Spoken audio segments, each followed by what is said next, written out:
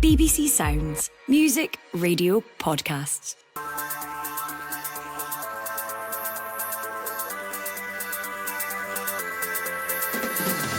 Hello, I'm Andy Burke and this is the Scottish Football Podcast. All the news, views and analysis you need on Tuesday the 20th of May. And there's drama in Dundee. Tony Docherty, he's been in the game a long time. He'd completed what was just his second season as a manager. He's now got first-hand experience of just how brutal a business football management is. Tony Docherty kept the Dark Blues up, but it wasn't enough to keep him in a job. And as one manager leaves, another arrives. I've always felt this was a club that I wanted to manage. I think it's a good fit. I think they can match my ambition and what I want, and equally, hopefully I can give them what they want. Derek McInnes officially unveiled at Tynecastle what's in his in-tray. And Steve Clarke names his Scotland squad for the June friendlies. Chance for Hibs, Bowie's through. What 2-1 to Hibs? The Hibs end's gone mental. He's been excellent since he came on, Kieran Bowie, and it's an unbelievable finish. Kieran Bowie, one of 7 uncapped players. We run the rule over the squad. The Scottish Football Podcast from BBC Sports Scotland. Lots to discuss with Stephen McGowan, the Herald football writer at large. Good morning, Stephen. How are you getting on? Good morning, Andrew. Very well, thank you. Glad to hear it. And Joelle Murray, the former Scotland and Hibs defender, and no doubt a very happy Hibernian women's coach. What a weekend it was for the club, Joelle. Yeah, Andy, good morning. What a weekend indeed it was. The scenes on Saturday, Easter Road in the glorious sunshine, and of course the scenes at Ibrox on Sunday in the glorious sunshine. So yeah, still on cloud 9. Right, guys, lots to discuss, and let's start with the news, Stephen, that broke yesterday from Dens Park. Tony Docherty sacked only a day after keeping the club in the Premiership. Did that decision take you by surprise? I think it took everyone by surprise, Andy. Yeah, I think it was a bit of a bolt from the blue. Look, I don't think anybody pretends it was a brilliant season for Dundee. Defensively, they were extremely ropey. They conceded too many goals. They scored plenty as well. But I think Tony Docherty was conducting himself extremely well in the job. You know, he had effectively, I would have thought if you start a season at Dundee, your main goal is to stay up. If you can get to the top 6, fine. But he did. He kept him up. It was a bit tighter than they would have liked to in the end, but I think he conducted himself really well. He spoke well. He emerged from being what we always thought of as a number 2 to being his own man, and do so in really kind of, I think, pretty impressive fashion. So yeah, I was surprised by that news, and you do find yourself wondering, well, what did Dundee think they're going to do, which is going to radically transform this situation? Yeah, and I think most of us taken by surprise. I would imagine when we hear from Tony Docherty, Joelle, he'll have been taken by surprise because the way he was speaking after the game was very much throwing forward to next season. He spoke about the recruitment that needed to be done in the summer to get Dundee challenging for that top 6. To all intents and purposes, he spoke like a man that thought he was going to still be in the job next season. Yeah, he indeed did, and I think when you heard him in his post-match, I think it makes the statement yesterday even more incredibly surprising. I think the club have spoke about a restructure and a rebuild, and I think we all thought that Tony Docherty would be spearheading that. It's incredible, Stephen, when you think the scenes at full time on Sunday, the fans spilling onto the pitch, and I can't remember a situation where the fans are on the pitch one day and the manager's gone the next. But I suppose Dundee have got previous for such moves when you consider Gary Bowyer was sacked after leading them to promotion. They have got a habit of making ruthless decisions, the Dundee board. Yeah, but I wouldn't really single out Dundee in that respect, Andy. I think if you look actually since, I was looking at a table yesterday since 2019, and Dundee, I think, along with others, Hearts, I think, I'm trying to remember the other two, but there's an increasingly short tenure for managers in the Scottish Premiership. You're getting to a point now where there are 4 clubs in the Scottish Premiership who are moving on to manager number 7 in the last 6 years. So, be that supporter pressure, be that whatever external factors, I think being a football manager now is a really precarious existence. And there's no difference in the Scottish Premiership from anywhere else. I mean, we think this is something unique to the leagues with the big money. Well, it's not. It's happening everywhere, and Tony Docherty really is just a victim of what is becoming a pretty evident trend across the Scottish Premiership. And is he a victim of his own success in a way, Joelle, given that he took them into the top six last season, and that's maybe raised expectations for Dundee? Yeah, I would agree. I think you've hit the nail on the head there, Andy. I think he certainly is a victim of his own success. He raised and exceeded the expectations at the football club, and I think a season of not kind of achieving that level, I don't think it deserves a sack, and I think it's a very, in my opinion, a knee-jerk reaction. Unless they have someone else lined up to take it forward, I think they're losing a really, really good manager. So yeah, it'll be interesting to see, but very raw for Tony Docherty at the moment, and probably the supporters as well. But yeah, I think it's a knee-jerk reaction from the club, in my opinion. And as Joelle says there, Stephen, I suppose it very much depends who's the man coming in. If Dundee have got someone in mind, I know Sean Maloney's name has been mentioned in various places. What type of manager do you see Dundee going for? What type of manager do you think they can hope to attract? Well, you would imagine that with Gordon Strachan being the technical director, that Sean Maloney's name has certainly entered the equation. I mean, he was in the running for the job before Gary Boyer got the job in 2022. I think they were fairly close then. Didn't happen. He's out of work now, obviously, so there's a lot of logic to that. Scott Brown's name, I think, will inevitably enter the equation. So, yeah, some intriguing names that are going to come up there, but I don't know that Dundee can necessarily go out there and land an absolute top quality candidate in terms of like the money they've got available at their disposal. So it will be interesting to see what they do next. And what next do you think for Tony Docherty? Joelle, I think he leaves with his head held high, given that he's a top 6 one season and kept the club in the Premiership this season. I think, as you alluded to earlier, some of the Dundee fans are quite surprised by this. It's not like he's been hounded out the door, as so often happens in modern football. A lot of people are suggesting he might pitch up with Derek McInnes at Tynecastle. The Kilmarnock vacancies open. Where do you see Tony Docherty going next? Yeah, I think there'll be a lot of clubs interested. He's a manager who nominated for PFA Scotland Manager of the Year in 2024. Like we just spoke about, led Dundee, probably exceeded expectations to a top 6 finish. And of course, he's got that long association with Derek McInnes. So I think there'll be a lot of clubs interested in him. He's a manager who works well and has a very personal approach with players. And yeah, I think he's a manager who a lot of clubs out there will look upon with great positivity and hope that he can get back in the game very, very quickly. I think, Andy, actually, that was the point we were making out with Derek McInnes. I think that was another punch in the gut for Tony Docherty, is that this decision was announced, this became clear when Derek McInnes had already more or less announced Paul Sheeran and Alan Archibald as his assistants at Hearts. So maybe if they'd done it a day or so earlier, or maybe 12 hours earlier, but I mean, yeah, it's been a really painful development for him. I mean, you wonder where he might come into the equation for the Kilmarnock situation. I think Kilmarnock, certainly you would imagine that Stephen Naismith will be the favourite there, and obviously a bit, I think they're talking to John Carver as well, but yeah, sore one for him, I think. Well, speaking of Derek McInnes, it has been a little bit of a saga, but it was finally unveiled as Hearts manager, having left Kilmarnock yesterday. Joelle, probably the worst kept secret in Scottish football, this one, wasn't it?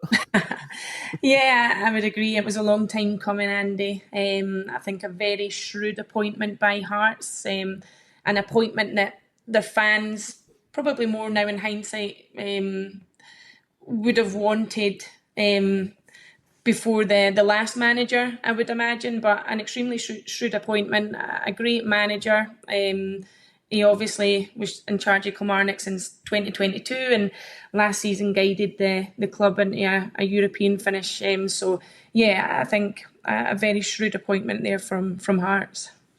And he spoke at his press conference, Stephen, about coming to Hearts to win trophies. And it's always interesting. The quotes from your first press conference as manager are filed away by journalists and kept on file to be brought back up. As we've seen from Ange Postecoglou's interview, where he said he always wins a trophy in his second season against all odds. He might just be about to do that, bizarrely. But what do you think in terms of, promising, or not promising, but stating that your aim is to win trophies? Is that just the confidence you need as a Hearts manager, or is that a little bold and maybe a stick to beat you with? I don't think it should be at Hearts. You should be actually aspiring to win trophies at Hearts. I mean, in terms of finance, I would imagine certainly look at the third biggest budget in Scottish football. I don't know whether Aberdeen would take issue with that. Look, it's becoming increasingly difficult. I mean, Celtic have won something like 83% of the recent trophies since 2016. So it's not even so much a duopoly now, it's a monopoly. And we might see that this Saturday in the Scottish Cup final. So it's not getting any easier to win a League Cup or a Scottish Cup.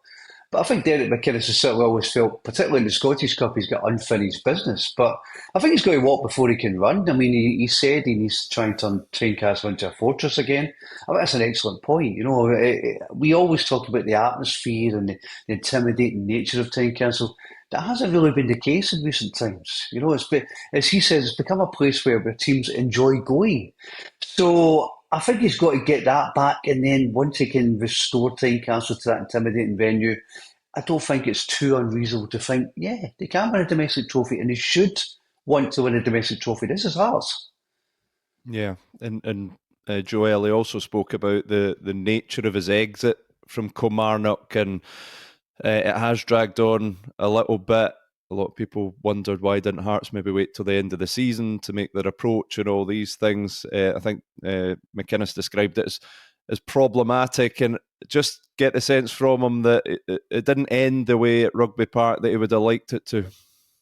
No, it definitely didn't. I think it certainly ended on a sour note for him, with the kind of negativity coming from the stands and the penultimate game, and then obviously wasn't there in the dugout for the final game. And I think that's really difficult as a manager. He's got a great affinity with the club, a really close bond with the fans up until that point. And I think it would have been nice for him to say a final farewell, but football fans are quite fickle at times, sometimes forget the good times very, very quickly.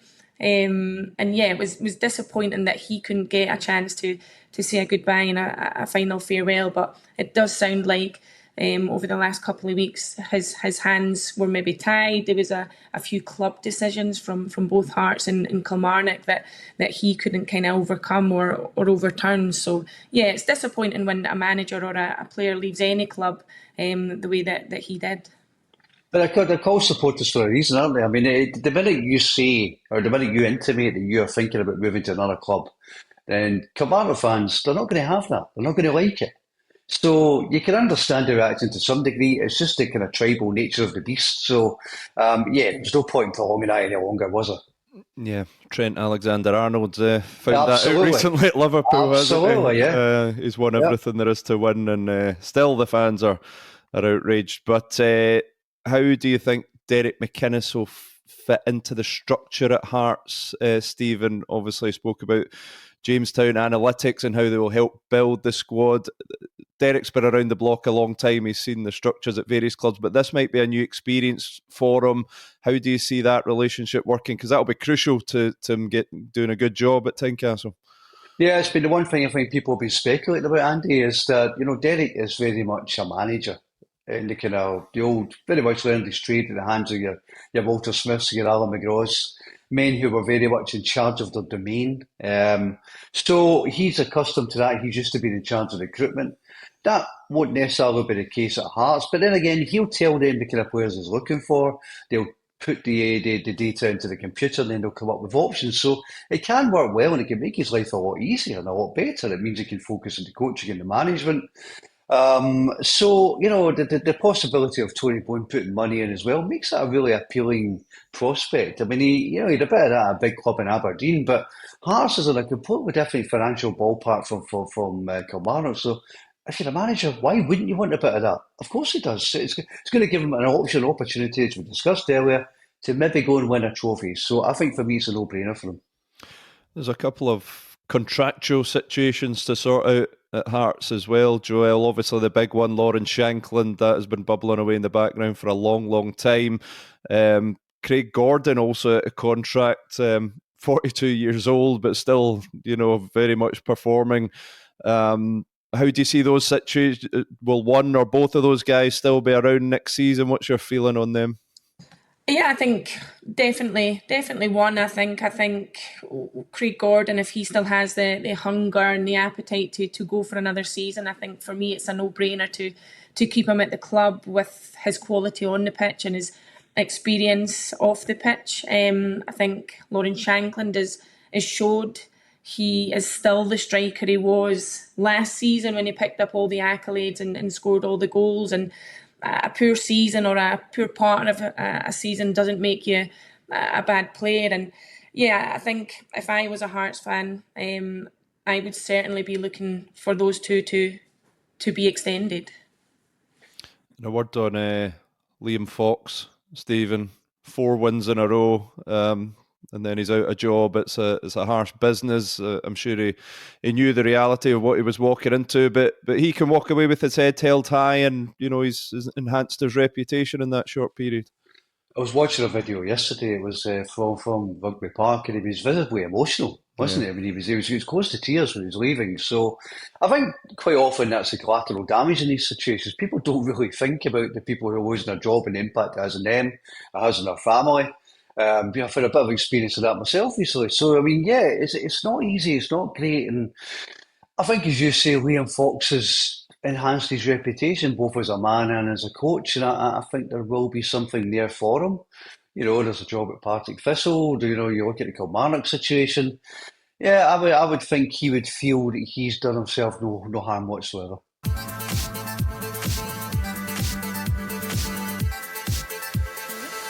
Right, let's talk Scotland. Steve Clarke announced his latest squad for the friendlies against Iceland and Liechtenstein. 7 uncapped players called up, Joelle. That's a few more new faces than we're used to in a Steve Clarke squad. Yeah, it is indeed. I think, however, if we can include uncapped players, younger players, or whomever else in these types of games, then when can you? I think that's the absolute purpose of this. And when you look at the players that have come in, Kieran Bowie, Josh Doig, Conor Barron, Lennon Miller, players that you'd like to think are the future of the national team. So I think it's the right thing to do. They're in there with a lot of experienced players, Grant Hanley, John McGinn, to name a few. So if we can't do it now, when can we do it? Yeah, it does seem like a perfect opportunity to introduce some new blood, Stephen. Do you think this is Steve Clarke just getting a look at some players, or do you think after the playoff with Greece, he's maybe thinking, right, this is the right time to start a bit of an overhaul and maybe phase out some of the players that have served him well, but maybe just hitting that age where they maybe need to start transitioning out of the squad? Yeah, a bit of both. Look, I mean, there's nothing he needs to know about Kenny McLean. There's nothing he needs to know about Lawrence Shankland or Kevin Nesbitt. He knows what these guys can bring. He knows what they can do. I mean, it's a squad for the future, isn't it? I mean, Kieran Bowie, I think, is a really exciting prospect. I think he could make Hibs quite a few quid fairly shortly. I don't know, Joelle will be spitting out a drink at the thought of selling him, but I mean, I think he's got the physicality, he's got the presence. He's 22. I mean, he's had Scotland written all over him for quite some time. He's done okay, 3 goals and 10 caps under 21s. Look at Conor Barron as well, who can come into that Kenny McLean position. Josh Doig, Andrew Robertson, we take him for granted. He's not going to be around forever. Yeah. Nathan Patterson only made 11 appearances for Everton, so he needs to get first team games. Intriguing one for me is Andy Irving at West Ham, who you hear a bit of a buzz around, like the Portobello Pirlo, as some people call. So, I mean, he's been recalled, but he's not getting much first-team football either. That's going to be the challenge, is before you can transition these players into the national team, can you get them playing for the club team first? And that's always a problem for a Scotland manager. The biggest problem of all, as you discussed earlier about Craig Gordon, is going to be goalkeeper. You know, Craig Gordon's 42. Liam Kelly's got a bit of an injury. Angus Gunn's coming back in, but you know, he's in his problems as well. He's going to put himself in a short window. So for a lot of these players, there's a real opportunity to prove something here, to take advantage of this, to really make a stand and put a stake in the ground. Just on Kieran Bowie, Joelle, Steve Clarke maybe hinting in his press conference about playing him on the wing. Where do you see him at his best position? Where do you think he's most effective? Yeah, I think through the middle. He's a very, very powerful young boy. He has presence when you see him at the training centre or down at Easter Road. He has an unbelievable presence, and I'd imagine any striker. I mean, he's shown across the season against Carter Vickers, Suter, any defender. Seeing Kieran either starting or coming on, I can imagine will be knowing that it's a very hard task ahead, because he's got all the attributes to go to the very, very top of the game, and couple that with being an extremely nice and humble guy. I just think, like Stephen said, unfortunately for the club, I think it'll only be a short period of time that we may have him, but a fantastic player, a fantastic person, and thoroughly deserving of this call-up. The only disappointment for me, Andy, was the lack of a Simon Murray fairy tale. It would have been great, wouldn't it? A 33-year-old Simon Murray coming in to make a best of himself, and he had a real chance. 22 goals, award nominated, but not to be this time, I'm afraid. But if you look at Bowie and then you look at James Wilson-Hearts, you're looking at the future of the national team. Yeah, I mean, the forwards are interesting. I mean, Shea Adams is the only kind of regular forward, and how long, Stephen, have we been talking about finding an out-and-out goal scorer for the national team? I feel like we've been talking about that my entire life. And you look at some other countries, you know, Wales with Gareth Bale and Poland with Robert Lewandowski. If you can find one genuine world-class forward player, it can drag the rest of the team along with it.